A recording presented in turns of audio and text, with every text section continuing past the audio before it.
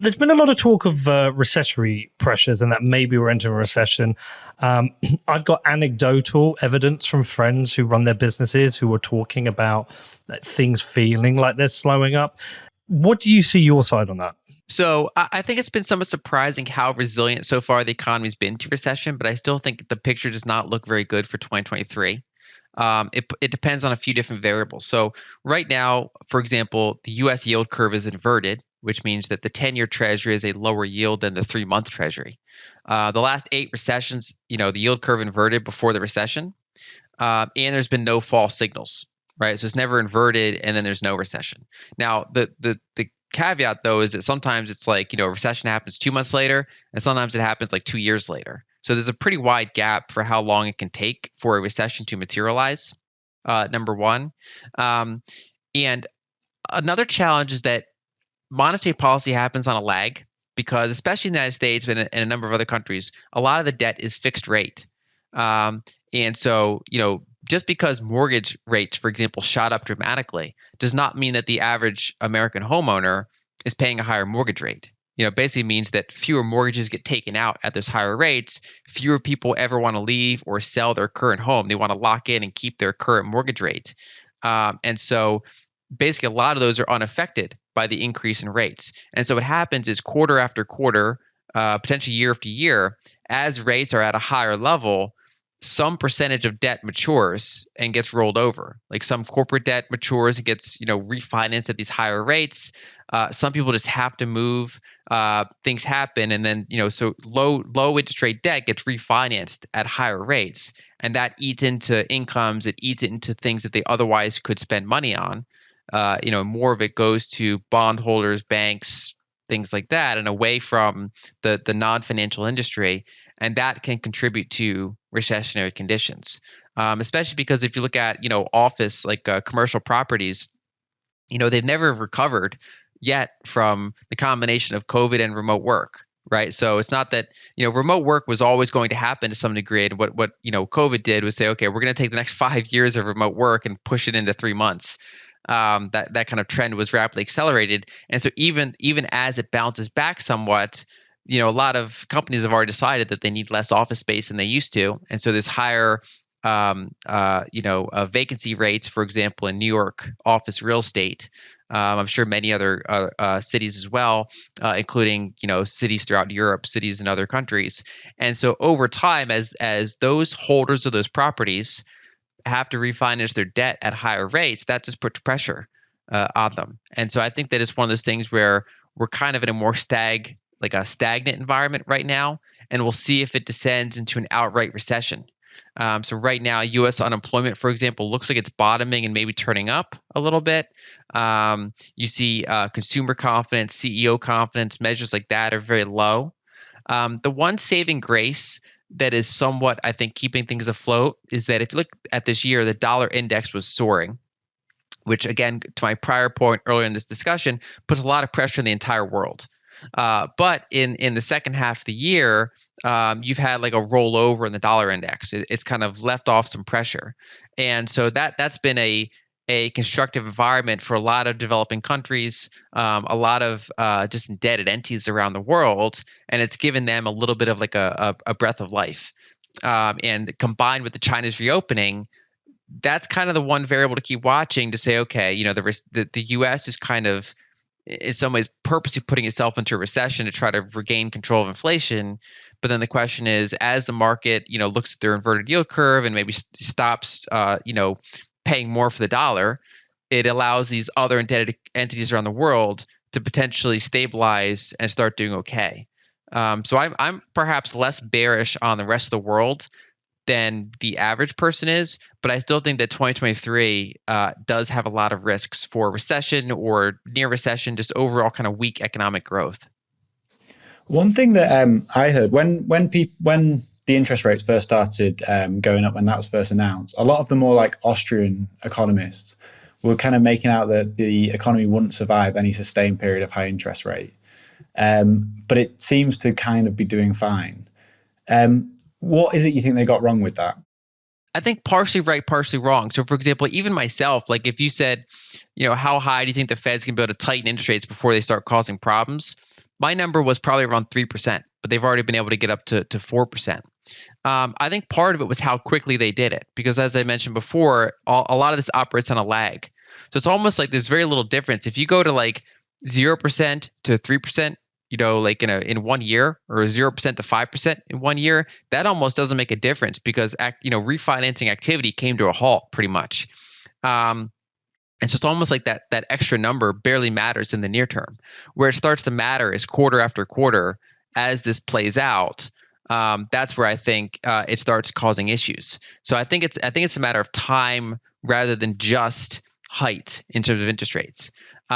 There's also, it's always hard to measure how much kind of excess liquidity is still in the system, right? So people got stimulus checks, they got child care tax credits, PPP loans that turn into grants.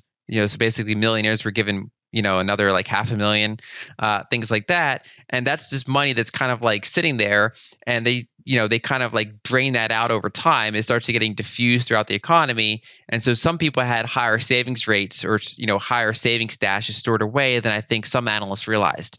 And so, I think quarter after quarter, it gets harder. The comparisons get harder from prior quarters as some of the conditions, basically as conditions stay very tight. So I think that's probably one way to look at it, that these things take time. And then also the way I was phrasing it was the Fed can tighten, but they can't normalize, which is that, a lot of people are like, oh, there's too much debt, the Fed can never raise rates. And it's like, well, of course they can in the short term, right? I mean, if you look at, for example, US debt, the average maturity is something like 5 years. Now it's somewhat front loaded because you have 30-year debt on one hand, and then you have trillions and trillions of dollars in T-bills, which is that all refinances within say a 2-year period. And so if they raise rates to 5% overnight, it doesn't mean that all U.S. debt is now 5% higher. It basically means that starting with those T-bills, some of the existing short-term debt starts getting refinanced at higher rates, and then it turns into the 1-year treasuries and then the 2-year treasuries, and it's basically more of that maturing debt gets refinanced at higher and higher rates. And so there's a very big difference between, say, holding rates at 5% for 5 years versus doing it for 1 year, because more and more of that debt gets refinanced at that higher rate. And so the way I would phrase it is that the Federal Reserve is unlikely to get back to a period of positive real rates and then maintain it for years. But they can get to either positive rates in the near term, or they can get up to higher rates while inflation is still high. So, for example, what's remarkable is that as much as the Fed has tightened, they're still below the official inflation rate year over year. And so they're still in negative real territory. Now, they are higher than inflation break-evens, which is supposedly the market's estimate of forward inflation. So they're positive in that sense, but they're still below trailing year-over-year inflation. So they've tightened, but it's not like they've done like a Volcker or 1970s thing yet. Right. So that's kind of how I'd phrase some of those aspects. And so the tightening was meant to carry on until 2024, I think, is what the Fed said. Do you think they'll last that long? So I think that they might maintain levels that long. I mean, the market and even the Fed's already kind of pointing to early 2023 is when they're probably going to start topping out in terms of their rates. And then the question is, how long can they hold it? And then that will largely depend on whether or not a recession materializes or not. I mean, if a recession starts to materialize, they're going to get a lot of pressure to pull back. If a recession manages to be narrowly avoided, let's say China reopens hard enough and the weaker dollar around, gives enough countries around the world a boost to kind of, hold up the equilibrium, and we kind of narrowly avoid a recession, then you can stay tighter for longer. There's also, if inflation returns, and the Fed is still holding rates, within say 100 basis points of where they are, you can have an environment where they're actually not that tight on a real basis. And so I think that the question becomes, what are they going to do with quantitative tightening? So you could potentially hold rates where they are, but then stop selling bonds, for example. That's a way of slowing down your tightening while still trying to be somewhat tight. So I think there's like kind of a range of options that they can do. It's still not fully clear how that's going to play out. I think that eventually they're going to run into problems with the treasury market where, you can't have a strong dollar and the Fed continue to sell bonds. So far in the second half of the year, because the dollar weakened, and because they drained the Treasury General account a little bit, they've been able to keep selling bonds. But if you don't have those variables, let's say in the first half of 2023, then I think the Fed's quantitative tightening gets pretty challenging for them to maintain. So overall, I think that they're going to maintain some degree of tightness throughout 2023, but exactly how tight will partially depend on what happens with recessionary conditions, while also keeping in mind that it's not as tight as you'd expect, given how high inflation is relative to some of those rates. If we do enter a recession, Lynn, what are the signals you're looking at for that? And what are the what would the impact be? What are the things that people should be aware of? Like, what do we think that the impact would be on equities? What would the impact be on Bitcoin? Like, what are the historical things that have happened during a recession? So one thing I'm looking at is Purchasing Managers Index, both the U.S. one specifically, and then also other countries. Because that kind of gives you a good sine wave of is the economy expanding or is it contraction, especially the manufacturing side of the economy. So services tend to be more recession resistant, right? So hospital workers don't generally get fired in a recession, for example, whereas say manufacturers often do. You often have that more cyclical type of slowdown. So one is I'm looking at those more cyclical aspects of the economy. I also then look at things like freight index, like how much stuff's being transported around, because that impacts how many drivers you need. That impacts warehouse usage, all sorts of things like that. So I look at that kind of chain of behavior there. I also look at unemployment. So historically in the U.S., if unemployment rises by 50 basis points, meaning 0.5%, like if you go from 4% unemployment to 4.5% unemployment, if you get that much, it never stops there. It just keeps going up for a period of time. And then you kind of get this like spiral into recession. Now, maybe, they're kind of expecting this time's going to be different. If you look at the Fed models, they're expecting higher unemployment, but not way higher employment. Historically, that's been something that doesn't really happen very often. Another thing I look at is that because this recession has impacted higher wage workers more, actually. So there's been a shortage in things like, say, food workers, and a lot of people losing their jobs are like tech workers, Silicon Valley workers. A lot of those people have severance packages, and so they don't go and apply for unemployment right away. And so it doesn't necessarily show up in the, say, initial unemployment claims data as quickly as it would if people in the working class or the lower half, the middle income class gets laid off. And so I think that can slow down how that shows up in the data. And so, but I'm looking forward now to 2023 to see if we start to get more unemployment rate ticking up. And so that's what I would look at, the combination of PMIs, unemployment, and things like that, as well as, the Atlanta Fed does a pretty good real-time estimator for what the quarterly GDP is going to be like. So in this quarter, they've been tracking what they think is going to be by the end of the quarter, which of course isn't reported till the next quarter. All throughout next quarter, they'll be tracking it, which again, we won't find out till quarter two what quarter one's GDP was. So I look at that as a somewhat real-time estimate for at least the direction of where things are headed as this kind of plays out. And would you say like the global markets are so intertwined right now that if we have a recession, it's a global recession? Partially, yes. But maybe less than other people put it, because if the U.S. has a recession, the Fed gets less hawkish, which likely takes some pressure off the dollar, which then gives the rest of the world a little bit of a reprieve. So you kind of have these like cascading things that, it all impacts them at once, but then one of the impacts starts undoing one of the other impacts. And so that's one way to look at it. And then I realized your prior question I didn't fully answer was what happens to different assets in a recession? What happens to equities? What happens to things like that? So one thing I'll point out is that 2022 was mostly about valuation compression. So as the dollar was hardened, essentially, so higher rates, higher dollar index, that put a lot of valuation pressure on a lot of companies. So, it's not that companies' earnings fell apart. It's that, instead of paying 25 times earnings for a stock, people said, let me pay 18 times earnings for that same stock.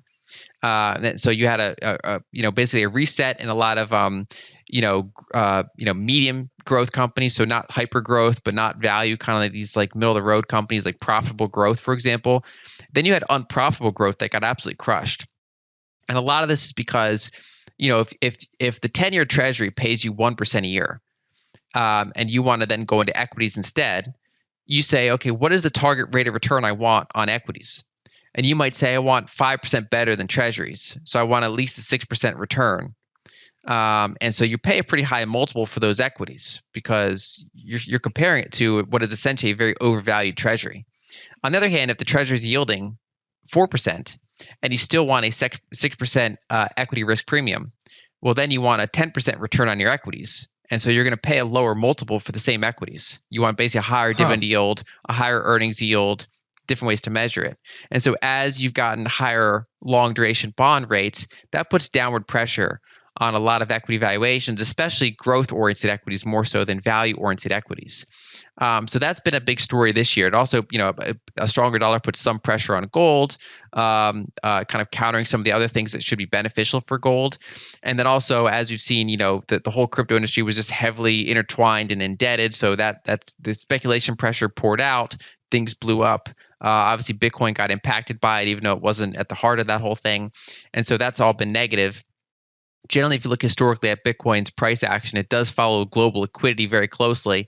And so as liquidity pulls out, Bitcoin's done poorly. It's even done more poorly than I thought because some of the industries were so, like FTX blowing up this spectacularly was not really on most people's radar, for example. And so that's all done very poorly. If we go look at 2023, I think instead what we're going to see is a story about corporate earnings starting to get weaker. Right. So some of them might get negative, but other ones might just not grow or might shrink a little bit that year. And so that's likely to put ongoing pressure on equities, not necessarily because their earnings multiple is going down anymore, but because their actual earnings are just not doing very well. On the other hand, that gives assets that are not valued for earnings a chance to do better. So things like gold or Bitcoin, where they're more like liquidity plays or anti-dollar plays than earnings plays. And so I do think that you could see, for example, a bottom in Bitcoin before you see a bottom in equities. I do think you could have a better year for gold than you do for stocks, for example. I think that that's, as a base case, the type of year I'd expect for 2023, unless or until I start to see evidence that says otherwise. Right. And traditionally, I know this is probably a tricky question, but how long would a recession tend to last, and what can the central banks do to help bring us out of it? I was chatting to Preston Pish, and he was saying that he thinks that the central banks really need to be doing something in Q1, Q2 to release the pressure. So I think recessions can last as little as a few months. I mean, technically, the COVID recession in the U.S. was classified as a recession in hindsight. It was very short. On the other hand, the recession, amid the 2008 crisis was very long. It lasted well over a year. And so there are different impacts, both from the private sector and from the public sector, that can either shorten or lengthen a recession. Usually there's a trade-off with that, right? So if you have a recession and you print a ton of money and throw stimulus at it, you can get out of that recession quicker. But then you've done it at the cost of higher debt and then potentially for a more inflationary rebound in the future, which then you have to then raise rates super quickly and potentially put yourself into another recession. And so there are levers you can pull, but it's like every lever has like a cost associated with it. And so policymakers are trying to figure out what combination of levers they want to do. Right now, it seems that I think they're going to be slow to do stimulus. And so I think this could be a longer, more grindy type of environment that's maybe less deep than people think. So a lot of people are afraid of like a 2008 repeat. The reason I'm not, at least not as a base case, is because if you look at 2008, the U.S. banking system was very, very weak. It was very levered.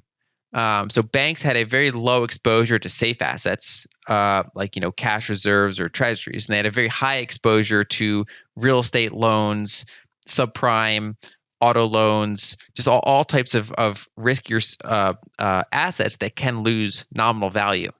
And that all imploded pretty severely.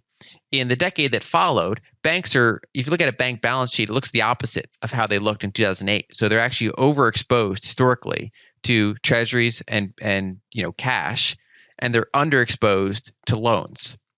And so while they can take a hit, they're not like unscathed if there's a recession.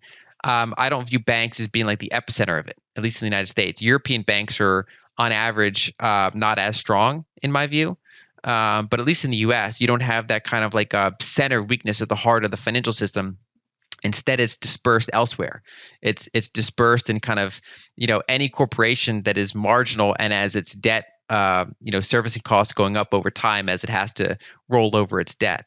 And so, if you look at for example, the recession after the 2000 bubble, one is that bear market and equities grinded on for quite a while.